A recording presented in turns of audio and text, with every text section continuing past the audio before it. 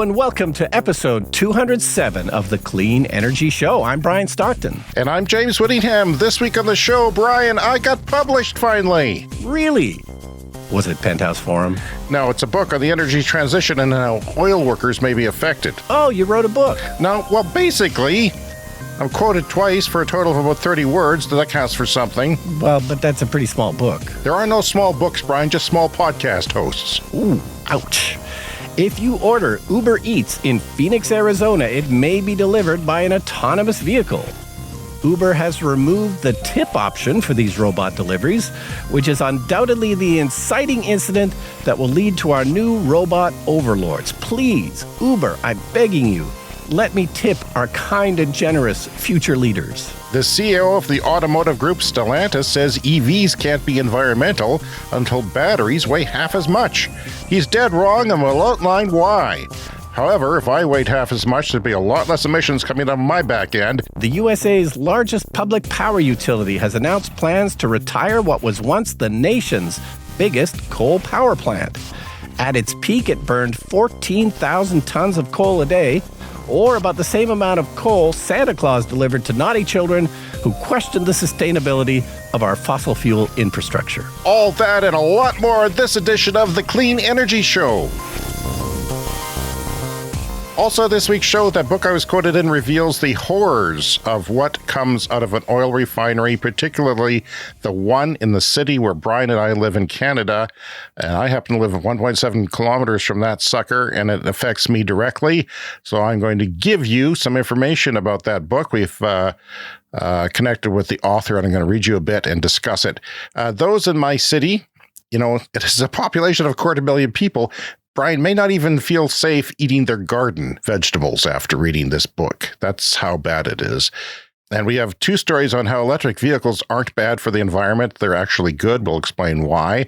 And this will be one of the weirdest things we've talked about. A listener asked if we saw UFOs over our city after an air traffic control recording was released on YouTube. I know it doesn't really affect what we're doing, but I thought we'd have some fun with that briefly. Tesla beat Chinese automaker BYD in EV sales in the first quarter of this year, giving Brian temporary confidence that everything will be fine. It won't. You're drinking the Kool-Aid, Brian, and your tongue is bright red, I'm telling you. Also, let me get started by saying I have some corrections. Last week, I said that Larry David on Curb Your Enthusiasm drove an electric Audi. He drives a BMW SUV, not an Audi. I think it looks like an iX because it's an SUV. Popular YouTuber MrBeast, who has a philanthropy that we discussed, he doesn't have a 100 million. He has a 250 million subscribers. Wow. Billion. That's crazy. More on coal in China. Wind and solar would make up around 40% of installed power generation capacity by the end of 2024, says Reuters. It's 41% in Saskatchewan, where we are. 41% coal, and that's a lot of coal. It's 40 in China, but it's going down every day because they're adding renewables, so it has a smaller part of the mix. Yeah, and we're going to talk about some coal in Tennessee as well. Even Kia is joining Ford and GM and anticipating a fall off of EV demand because the prices are too high, so they're coming out with lower cost EVs and figuring out ways to make their EVs cheaper because they know that that's what people want. So we'll see what that happens. How are you? Yeah, I'm good. So, I love to play Jeopardy here on the show. Several weeks in a row now, actually. I mean, it's a thing. It's a thing now. All right. Well, this time, instead of questions, we're going to do the part of Jeopardy that everybody hates, which is the chit-chat interviews with the players. Roll the clip. Arthur Chu is a writer, originally from Cleveland. Now, you're an 11-game Jeopardy champion. Arthur, what did you do with all those winnings? I think I originally told a lot of people I might buy a Lamborghini. I ended up buying a Kia. But it's an electric car. I'm the first person I know to own an electric car. Oh, come on. I get to feel superior in that way and save money on gas. Where do you live? Exactly. Tennessee? You're like from the future. I actually bought an electric car with my winnings as well. I think I'm in good company with you. I don't know what to say about that. It's a little offensive in some ways for guys who own 4 electric cars between us. Yeah. Well, who knows where he lives? I'm not sure. But yeah, it's a lot of people probably don't have anyone in their friend group with an EV. So, that doesn't seem particularly strange. But nice that Ken Jennings, the host of the show, also bought an electric car with his winnings. Brian, I have a limited friend group, and I have at least 4 people. that have true, EVs. yeah. And I live in a petrol state in Canada, so come on. That is a bit weird, but come on, that is not the normal experience based on where we live, for sure. And speaking of where we live, I know you want to talk about this book and the oil refinery. This is a huge issue for all the pollutants and everything. But it made me think of a clip from a movie that I made a long time ago. My background is as a filmmaker, and lately I've been kind of archiving all of my old films and kind of, putting them together. So I made a film in 1990 called The 24 Store, and this is not available anywhere, so don't anyone bother to go look for it. But I'm restoring it, might make it available at some point. But anyway, I wanted to play a clip. This is from the beginning of the movie, and it's a feature comedy movie, and it's set in our city, Regina. And the late great George Dempster was an actor in the film, and he gives a bit of a monologue at the beginning of the film to kind of set the scene. Because, movies aren't normally set where we live, Regina, Saskatchewan, Canada. And so I had him deliver a little monologue to the camera to set the scene. And that's the clip I want to play. Well, let me just say before we do that when you were making your first couple of feature films, there was no real film industry in Saskatchewan. No, yeah, it was. There was your friend Barry, who's a cinematographer, doing propaganda for the government. That was kind of like where I started working on films. And it was, they were throwing money at it. So people were getting experience doing that. And that was great. And then a film industry came after that. But I mean, you were the first person to make a feature film in this province when, you had to shoot it on film. No, I'm very proud of that. The first one was Wheat Soup from 1987, a black and white feature film about an apocalyptic future where there's nothing left but wheat fields, which is where we live. Not much, but wheat fields. And then 1990, this film was not really seen by a whole lot of people. But anyway, like I say, it sets the scene for the city with this clip. Hi, my name's Phil. This is my town. Regina is. The Queen City, home of Canada's first heavy oil upgrader. People come, people go, but mostly they just drive by. Yeah. So the reason that's in the film is because way back then in the late 80s, they put up a sign as you entered the city, welcome to Regina, home of Canada's first heavy oil upgrader. I remember that. I didn't care for it then. I don't care for the idea now. Well, it was hilarious from the beginning. It's odd, for one thing. It was super odd and weird. And right from the beginning, you would look at it and you go, why in God's name would they put up a sign? It's sure the world runs on oil and it's, arguably necessary infrastructure. But, even back then, 1990, and I wasn't really probably thinking about climate change yet, it seemed a weird thing to be proud of. It certainly was. And it's like, no one's going to drive down the Trans-Canada and say, oh, it's got a heavy oil upgrader. We should stop there. We should stop there. Let's drive by it and, look at the exhaust pipes and smokestacks. Yeah, it makes no sense. But you know what? It ties in because we are a city of 250,000 people now in our greater area. And back then, maybe 180,000, do you think? Something like that when you made the film? Yeah, about right. And it was important because the problem with this book that I'm about to talk about is that it is a big employer in a small city. We have a steel mill here, actually not far from my house, and not far from my house in the other direction is the oil refinery. Why do I live here, Brian? I'll talk about that in a future show.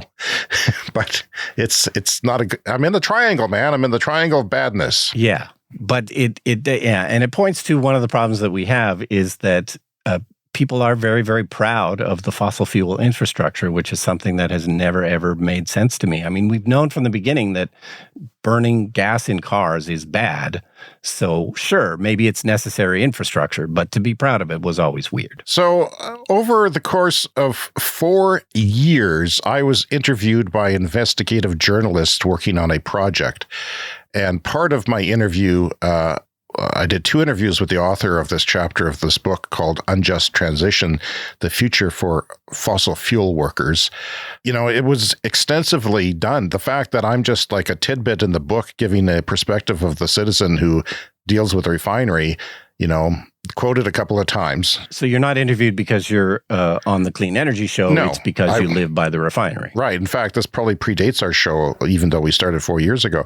Because, it happened over 4 years, and I kept waiting for this, what's going to come of this? I want to learn about this, what they're going to uncover. And it never really happened. But this book is out, and it's got a chapter in it on the environmental effects of that refinery, which is inside our city limits now. It's not a great place to put a refinery. They put billions of dollars in expanding it, 15, 20 years ago. And they didn't say, hey, maybe we should move it away from the city. They said, yeah, it's convenient there. Let's just put it there. And basically, it's a problem. It's a big problem. Yeah. And it is among the worst refineries in Canada. I think it's got the worst environmental record. It's got the least checks on it because our government just says, hey, jobs are important. Do what you like. And it's been like that since they started it 100 years ago almost. And as I like to point out, around 30 years ago, there were some emissions that came out of the refinery that peeled the paint off of cars. And for years, you would see cars driving around with the paint peeled off. They gave settlements to people who it happened to, but some people just kept the money and left the cars just with peeling paint and drove those around for years. I don't know if that was the same incident, but it's around the same time that there was a sour gas dump that poisoned a school, an elementary school, and made them sick. I mean, it's... Okay, here's the context of why we're talking about this on our show. It gets even worse. The sting of what they're doing is even worse when we know that it's unnecessary. Now, people who are new to our show may not realize the things that we realize because we've talked about and we're constantly looking at what's going on around the world. We drive EVs. We know that there's a better way, that it's not a compromise, that the EVs are actually a better experience overall for lots and lots of reasons. And we don't even think about the environment necessarily when we buy one. It's not the top one or two things that we think about that motivates us to buy it. So Patricia Elliott was the author of this book, or this chapter 5 in this book. And she interviewed me and others multiple times just for these quotes. Like, I can't imagine the amount of research and thoroughness they put in, because the refinery is a very litigious place that shuts things down. And that's one of the horrors that happens in this book. The book argues that left unchecked, corporations will transfer the costs and burdens of the necessary transition to a fossil fuel-free future to workers, because they just negotiated their contract and they said, well, we're transitioning. We got to cut your salary. We can't have your benefits because, it's transitioning, which is a BS excuse. But in Chapter 5, it examines the environmental record of the refinery and the potential health effects.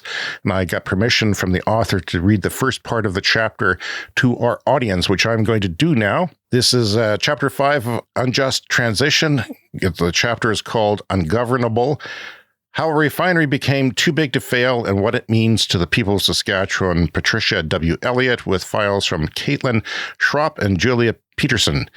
In the archives of Saskatchewan's Court of Queen's Bench in Regina sits a brown cardboard box sealed with clear packing tape. A clue to its contents is revealed in red felt pen lettering on one side. File sealed as per order of Keene, J on October 13th, 2016. Cooperators viz. City of Regina. From court records, we know the box contains details of a major hazards risk assessment report commissioned in 2012 by the Cooperative Refinery Complex at the request of the City of Regina. From a released executive summary, we know it contains details of smokestack plumes that drift over residential areas.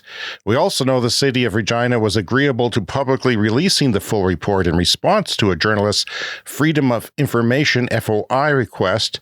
And we know that the refinery's legal counsel objected strenuously enough to ensure this would never happen. As for what major risks might have been revealed, that part is sealed. For the city, its residents, and the refinery, the secret box is bound by codependencies as sticky as packing tape. If you peel back a piece, something might tear. In this light, the CRC, the refinery complex, that is, the Co-op Refinery Complex, presents a governance challenge that municipal and provincial authorities struggle to surmount. Official records suggest the refinery has been left to largely self-monitor its pollutant emissions with limited regulatory involvement or major penalties or transgressions. Beyond cost compensation for stressing the municipal water system, that is, this reflects a wider picture of Saskatchewan's oil and gas sector, where direct provincial oversight of environmental impacts has been gradually reduced in favor of industry self-regulation that, in the words of the Ministry of Environment presentation, invites environmental management aligned with a growing economy. The refinery has successfully propagated a general consensus that its operations are too crucial to the local economy to suffer any hindrance. You can't survive without me is the mantra of domination in a relationship. It is how secrets and transgressions accumulate unaddressed. What does this mean for the promise of a just transition? When it comes to the health of citizens, this is a crucial question to consider. And then it quotes me. But you don't want to hear that. It's not necessary. I've talked about it before on the show. Yeah, the refinery is often by far the worst emitter of bad things of any refinery in Canada. It's a heavy read, Brian, this book, and particularly when it affects you and your family's health. My family has suffered health issues that could be, attributed to the refinery. If I'll get into that later. So because it's a heavy read, I had ChatGPT summarize the chapter so that it was super clear to a 12-year-old. And this is what it wrote, Brian. Nice. Okay. Imagine you have a group of grown-ups making sure companies don't harm nature too much because that's bad for our planet. But lately, these grown-ups have been saying, you know what? You companies can watch over yourselves. Just make sure you don't mess up with nature while you're making money. Now there's a big factory that makes a lot of important stuff, and most people around think this factory is super important because it helps everyone make money and live better. So even if the factory might hurt nature a little, people are okay with it because they believe the factory is really important for their town's money and jobs. Yeah, I'm older than 12, so yeah, that does get down nice. The point is, people, if you don't spoon feed it to them, they don't care. They just go on with their lives. People should care about this. It affects their health. This concerns me greatly since I live and breathe near the refinery. Every night before I go to bed, I check the wind direction to see if I can open my window. Because for whatever reason, it's hot in my bedroom. I've got a router in here and it produces heat like a kettle. It's just a churning out heat while my daughter surfs the internet all night. It also frustrates me because I know there's a better way. That's the thing. It gets worse when you know that we don't even need this damn refinery anymore. It can go to hell. But money and influence get in the way of me living a long cancer-free life, Brian. Money and influence. So living near refineries like the Co-op refinery complex poses significant health risks due to over 50 recognized harmful substances.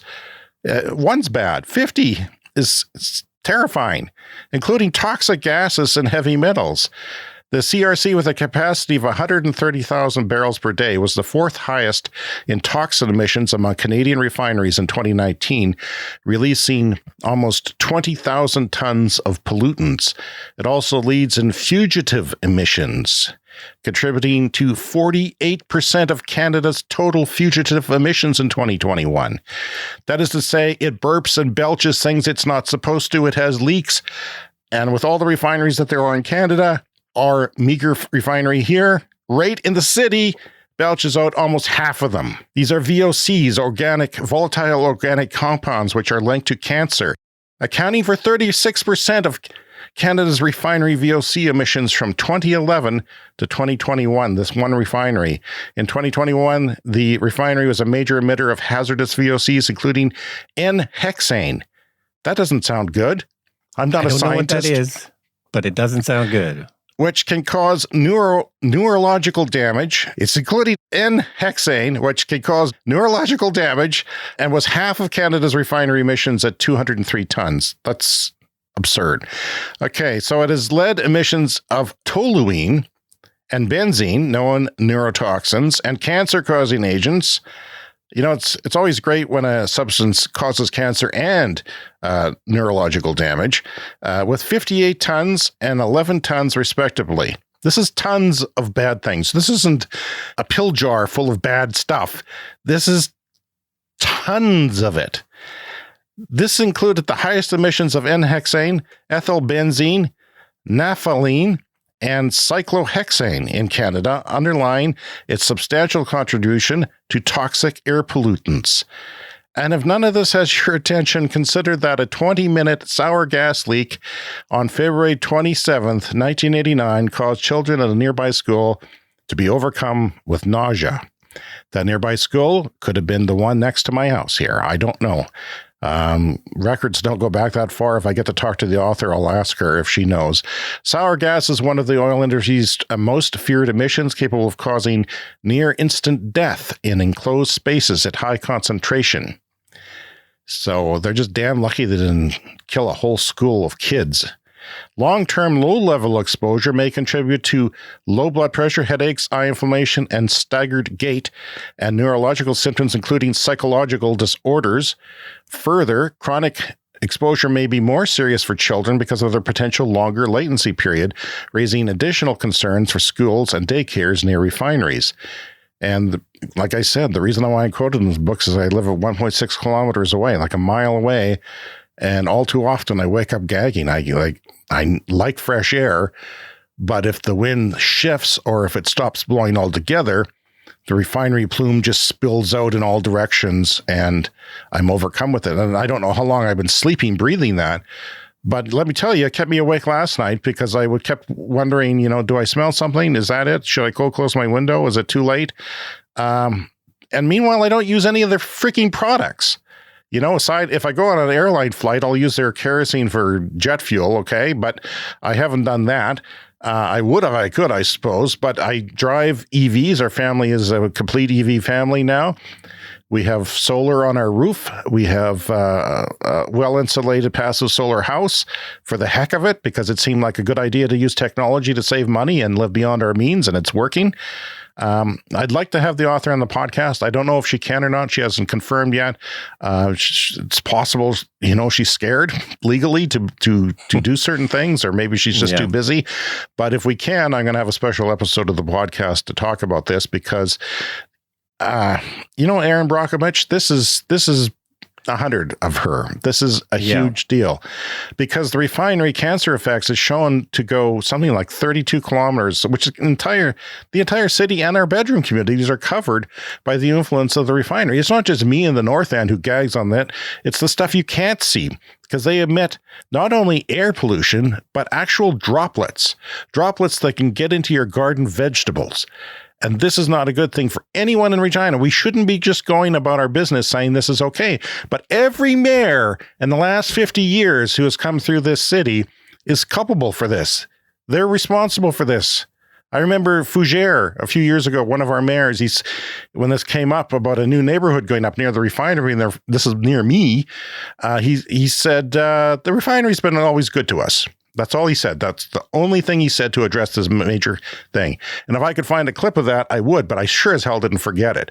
It's a major concern for me, and they're not doing anything about it. Every city councilor that has been on council in the last 50 years, when we've known how bad this is, certainly in the last 30 years since that sour gas dump, 35 years or whatever it is, it's 35 years now, they're responsible for this. It's, the hell with the jobs. They can go to hell. I don't care. Let our economy go down. Is it worth dying for? It is not. I don't think anyone would say it's worth dying for jobs. I know people who have cancer. You have to ask, are these people sick because of the refinery? And as sure as hell, they're not going to say, well, it's okay that for the cancer, I'm willing to sacrifice myself because, damn it, we need those jobs. Yes, well, James for mayor is all I can say after that impassioned rant. So thanks for continuing to talk about this. Okay, I'm going to move on to slightly less heavy topics. And this is Waymo and Uber offering autonomous food delivery through Uber Eats in Phoenix, Arizona. So this has started a few days ago. And if you order through Uber Eats, you'll get a prompt stating that autonomous vehicles may deliver your order. and you can opt out at that point if you don't want an autonomous vehicle delivering your food. And it is slightly different because, of course, why would you have to do go that? outside. It's so cool. I mean, you do have to walk out to the car, I assume. That's the thing. So, I mean, the true, food delivery customer, loves to just stay on their couch, I imagine. But yeah, so what happens is it drives up to your house or apartment building or wherever. You have to go out and meet it, and you take your phone with you and the app, and then there's a button on the app that says open the trunk. And so you push open the trunk on your phone, the trunk opens up, your food is in there, you take the food, I guess you close the trunk, and off you go. So this has already started. So people freak out in the cities in the United States. There's several of them, including San Francisco and Phoenix, that have autonomous taxi pilot programs going on. So they freak out when they see people getting driven around by a taxi with nobody in it. Or with no one driving, but now no one's going to be it. It's not going to be passengers. This thing is just going to be roaming the street. Why is this thing roaming the street? Well, it's got food in the trunk, apparently. Yeah.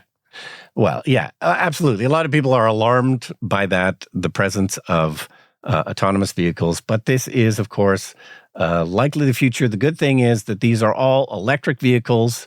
That's what it's like for, autonomous taxis as well. They're all electric vehicles. So this will eventually lead to cleaner air. Yeah, and people probably not driving because the expense will be so much less to just subscribe to transportation as a service and do that. And speaking of electric cars, Brian, I wanted to talk about something from The Guardian.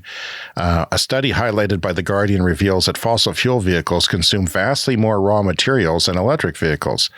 So, especially where we are, in a lot of places, you're going to see things passed around the internet that, suddenly farmers are caring about the environment in Wales. And when it is a cultural offense to them. But it's BS. It's not true at all. People actually study this stuff.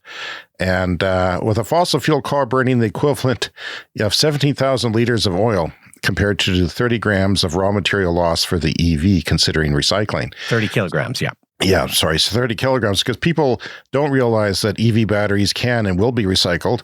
The reason they will be recycled is because they cost so much that you would not throw away $1,000 into the landfill.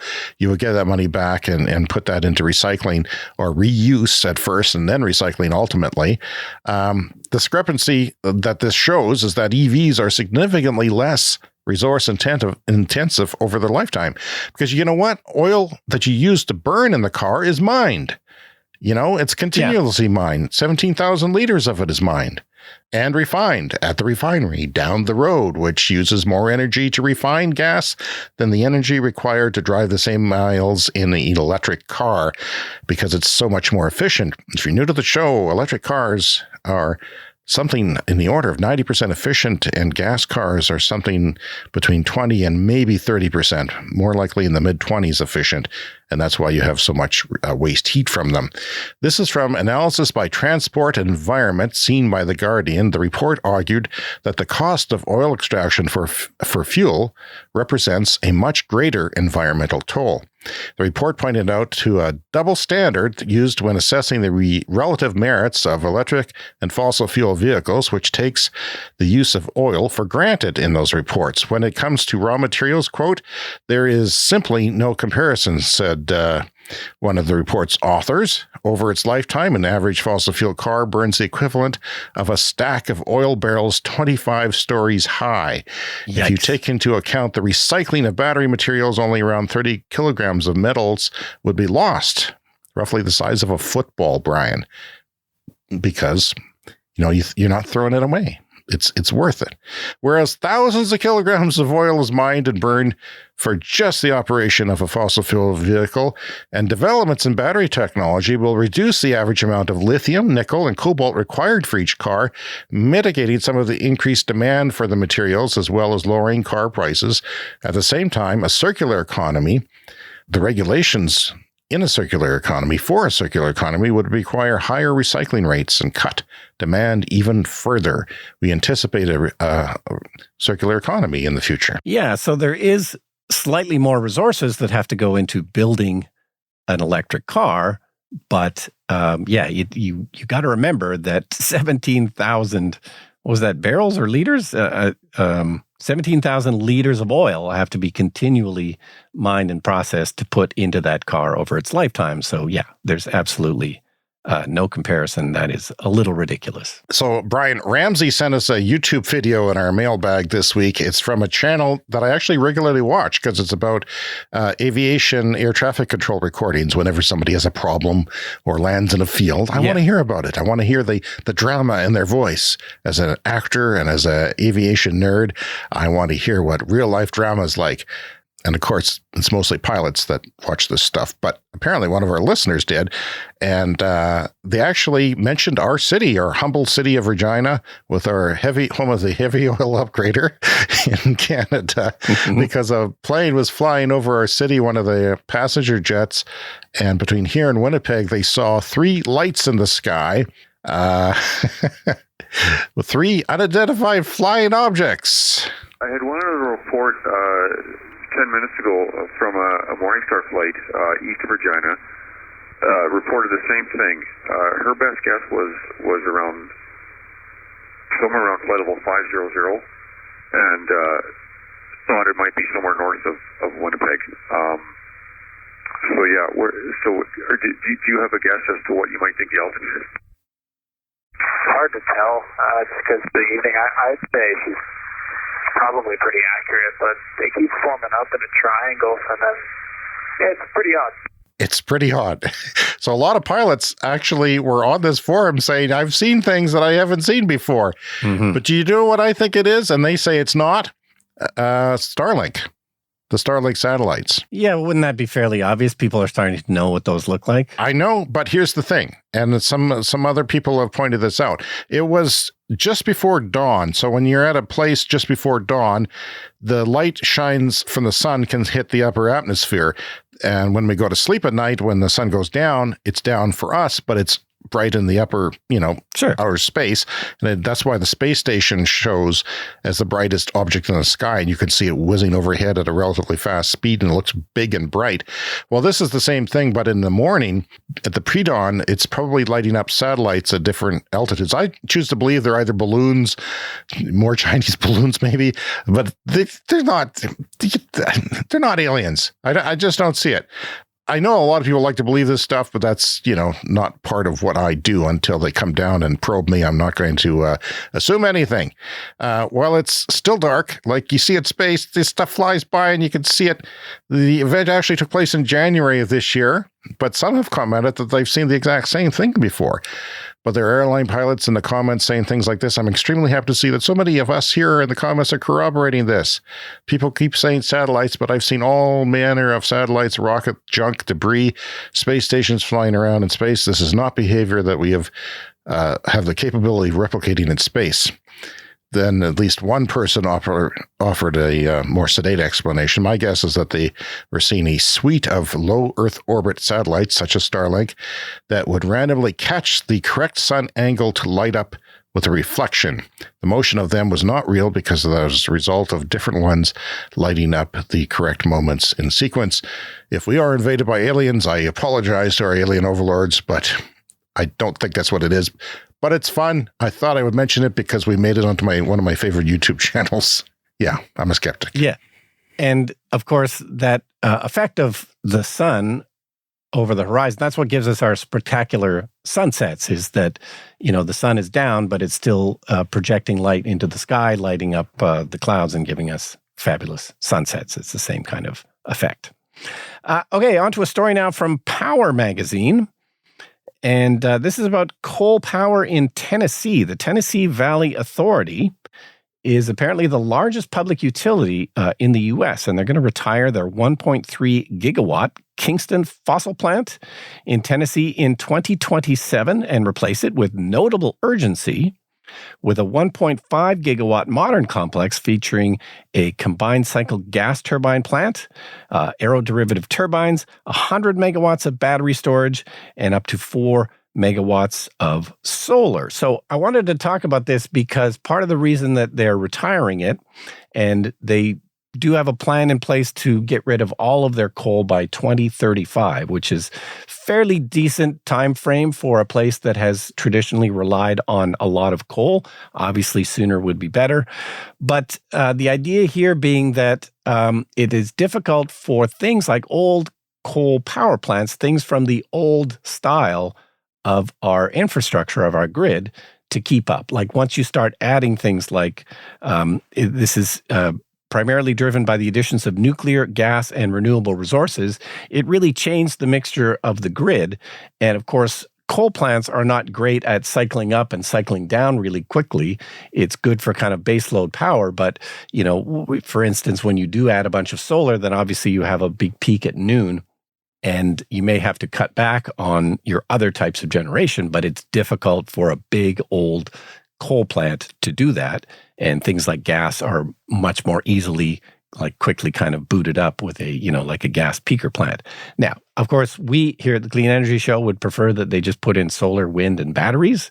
But there is a bit of an urgency here, and I think that that's maybe why they're not doing this, is this all has to be done fairly quickly because they figured out that 2027, it would just not be viable. This plant, this old power plant may not be viable in 2027 again because of the changing mix and how things are going to kind of basically work differently since then. So 3 to 4 megawatts of solar, 100 megawatt battery. And this is all happening by 2027. And it's already dropped a lot. So TVA, they operate only 4 coal power plants now. This is a big reduction from just 10 years ago when they had about 11. So they're from 11 down to 4 coal power plants left. And, by 2035, they're planning to get rid of all of them. And, even further back in time, they had way, way more coal than that. So in Canada, where we have regulations to shut down coal by 2030, United States, they're getting shut down for economic reasons. They're not competing. Sometimes it's cheaper to build, say, a solar farm than it is to just keep that coal complex running. I'm surprised by the ratio of battery storage. I know that it seems like battery storage are getting huge, like 100 megawatts is pretty big, but it's only 4 megawatts of solar. Usually those are closer in ratio when you talk about battery and solar going up somewhere. Yeah. And of course, we always like to criticize when, anybody's putting in gas instead of solar or wind. But, we do have to acknowledge this is not an easy transition. It can be done. We can absolutely switch to a clean grid, but it will take years, and you do have to be careful about what you're putting on the grid and when you're taking stuff off the grid, because, we all need a reliable power source, and, it's not like it's easy, but it absolutely can be done. There's some fun statistics here. So when it was finished in 1955, this was the largest coal-burning power plant in the world, and it held that distinction for about a decade. And 14,000 tons of coal a day at its peak, or 10 terawatt hours a year. But 14,000 tons of coal a day was being burned in this thing at its peak. Worse than the refinery here, for God's sake, almost. And it's not burning as much now, but it's still going to be a lot. So there's another historic legacy about this plant. There was a devastating coal ash disaster in 2008, which released 1.1 billion gallons of coal fly ash slurry, a disaster stemming from a broken dike, and it was said to have left 4 or 5 feet of water and mud over 250 to 400 acres of rural land. So all of this fossil fuel infrastructure, not just refineries, all of it has these kinds of possible environmental consequences. And this incident prompted the Obama administration to develop new rules about coal combustion ash, which is obviously some kind of a byproduct, terrible toxic byproduct of burning coal for our power. Yeah, and we don't need to. Coal plants already have a good tie to the grid, the power grid. So it's when you retire them, you might as well use that tie to the grid, because that's part of the the problem with coming up with renewables is tying it to the grid. So if you already have that grid connection, that's a good place to do it. Brian, I think since our last show last week, the Alberta grid had another alert saying demand, reduce your demand. It's not freezing cold. It's not boiling hot. It's perfectly in between. Yeah. And yet they screwed up again. And they blamed it. Guess on what? Guess. It was wind and solar. We didn't anticipate the wind and solar properly. Well, Texas, for example, has it's dominated by wind and solar now. They somehow predicted the weather patterns properly there. They even know when the eclipse is coming. You could have followed the eclipse. Did you? The eclipse killed my solar on my roof and I lost money. The stupid moon. I should sue it. But that's what happened. And, it's stupid. Do you know what was down? Do you know what was unreliable? Gas plants. 3 of them. Yeah. Offline. Tripped offline. It's, we haven't even really begun to do the clean energy transition. So this is still basically a fossil fuel grid that they're complaining about going down. It's time for the tweet of the week. This is from Colin Walker at Walker79. Walker is the head of transport at the Energy and Climate Intelligence Unit, which is a nonprofit initiative that supports informed debate on climate and energy issues. He posted a long thread on X in response to the CEO of Stellantis, that's the parent company of Jeep and other automotive brands, where he claimed the battery weight of EVs would need to be halved for EVs to make electrification, quote unquote, environmentally meaningful. Now, Walker in this tweet says this is incorrect. He points out a lot of facts, which I'm going to go over as quick as I can here. First up, where I agree, yes, obviously, the more we can lighten our cars, the better. And this applies to all cars, not just EVs. Petrol cars have been ballooning in weight for years now. The lighter the car, the less resources to build it, and the less energy to move it. And the good news is EV batteries are getting lighter. Batteries are getting about 2 times lighter per energy unit per decade. We call that, the volume of the energy density. So the volume and weight of the same amount of power in those batteries are getting, lighter and lighter. You're getting more power in the same volume and weight, so which is great.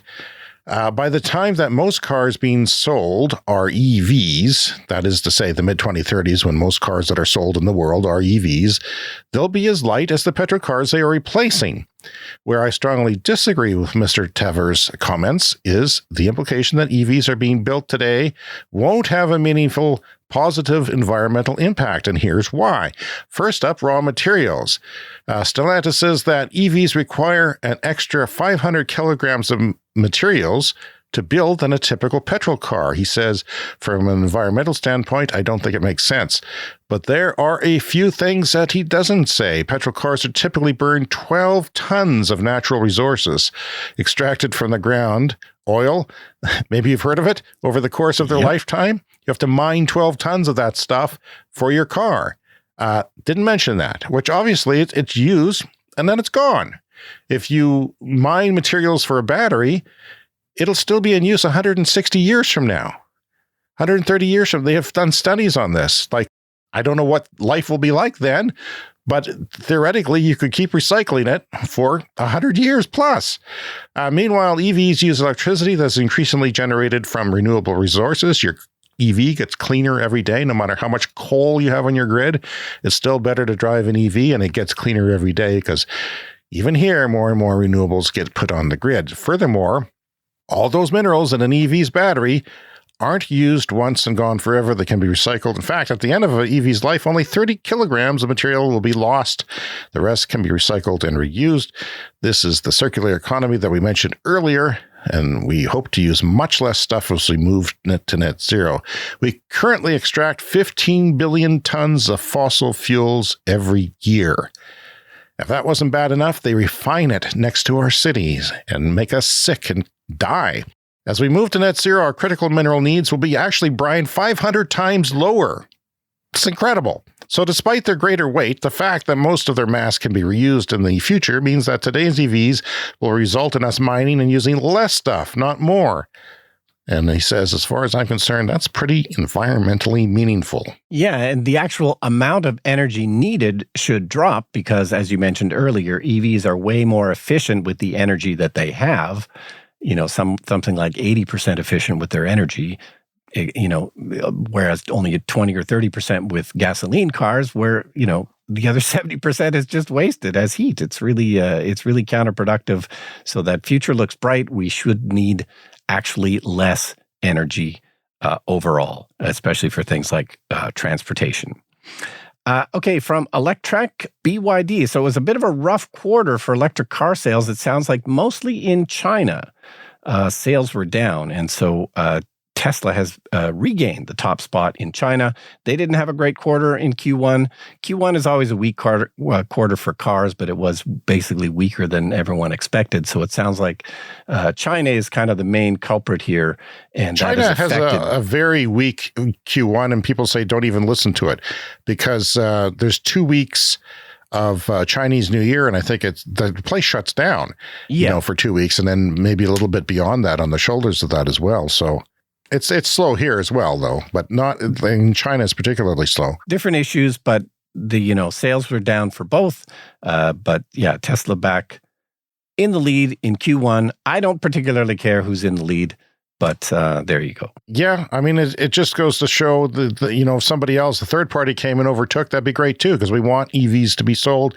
We want the world to become cleaner. It's time for the lightning round. The lightning round is a fast-paced look at the latest headlines in climate, clean energy, and transportation. Electrek reported on the Brazos wind farm in Texas, initially completed in December 2003. It originally powered 30,000 homes. So 2003, after 20 years, Brian, they shut down wind farms. They decommissioned them because that's about the life. A solar farm can last 30 years. Yeah, they don't last forever. So, yeah, they came to the point of replacing them. Originally did 30,000 homes, and now it does 60,000 homes because of new technology. So, this just goes to show that when you replace stuff, when they replace the solar panels that are installed today, they'll probably be maybe twice as good 20 years, 30 years from now. Who knows? But that's what that is. It's the same land, new turbines producing a lot more electricity. Solar topped coal in Texas for the first time ever in March. That is to say, the power grid had more solar power on it than coal. Veneta Energy plans to construct a 90 gigawatt-hour seasonal thermal storage facility in the underground caverns near Helsinki. So, a nuclear reactor puts out about a gigawatt of power, right? So this is 90 of those for 1 hour. That's how much energy it's going to store. 90 nuclear reactors for 1 hour, or one nuclear reactor for 90 hours. That's a lot of energy, and it's going to do this in the largest seasonal energy storage project by all standards when it is completed in 2028. The stored heat will be used to heat buildings and a district heating system during the winter. Basically, excess wind and solar will be used to create heat, and heat will be stored underground in heated water. And they're going to pressurize that water so that the water can get up to 140 degrees Celsius without boiling. So if you put it under pressure, it doesn't boil. So there's enough heat that they can literally collect it in the summer and store it until the winter. That's amazing. It is. And then they'll go right into those buildings. According to analysis by Reuters, the number of electric cars in Norway could overtake petrol cars by the end of this year or early next year at the latest. The historic overtake is approaching. Now, we always say that it's over 90% of new car sales in Norway are electric. Most of them are EVs. A few of them are plug-in hybrids, which have a plug on them and you use electricity most of the time, supposedly. Well, they've banned the sale of new cars starting, I think, at the end of this year or the beginning of next. Yeah, the beginning of next. And, but half the cars on the road will be electric. More than half. It'll be the majority. It will be electric, which is fantastic.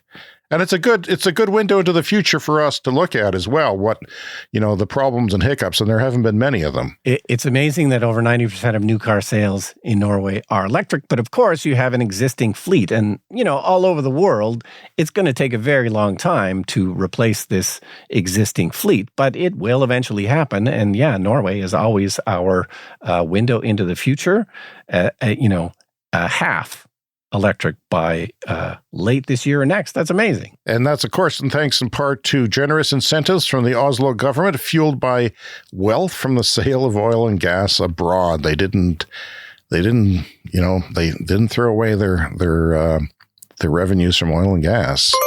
Time for a CS Fast Fact. Australia gets 12% of his electricity from rooftop solar from the latest figures. So this is solar in houses. This isn't huge sprawling wind farms that goes on for as long as the eye can see.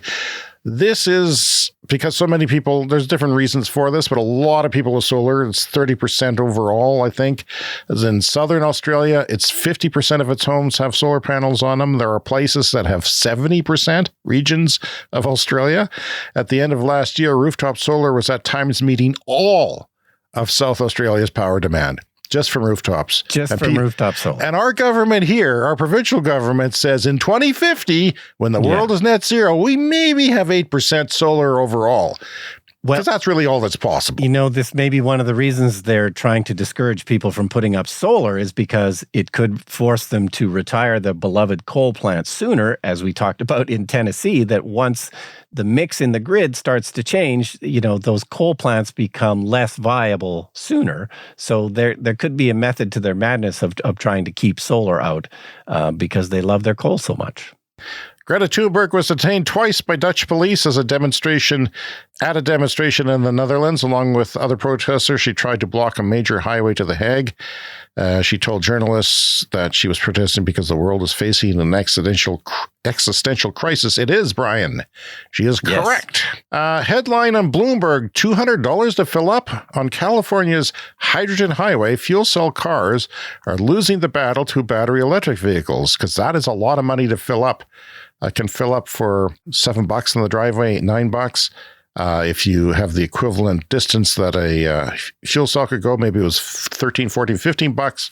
A lot better than $200. So this is $200 to fill up a hydrogen vehicle, but of course there's very large SUVs and trucks that with gasoline probably cost that much or almost that much to fill up. So it's a lot more, and you can't have a hydrogen fill station at home. They talked about it, but it's very complex, and why would you want that? EVs take up 28% of market share in France. That's 28% of new car sales in France are now at almost 1 in 3.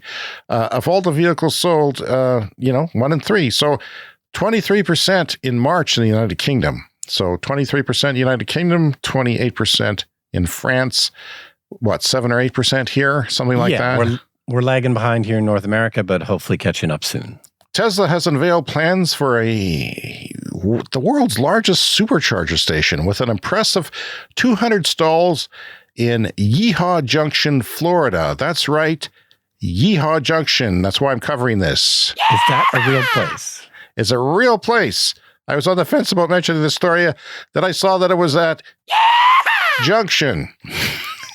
Tesla has reduced the number of days it takes to prefabricate a supercharger at the factory. These are the superchargers that you have on the highway that have a huge grid connection and charge your car really fast when you're going on a road trip, or if you live in an apartment and you need to go to the supercharger station. Well, they need to just put these out, so they build them in a factory. It used to take, I think, 8 days, and now it takes 4 days.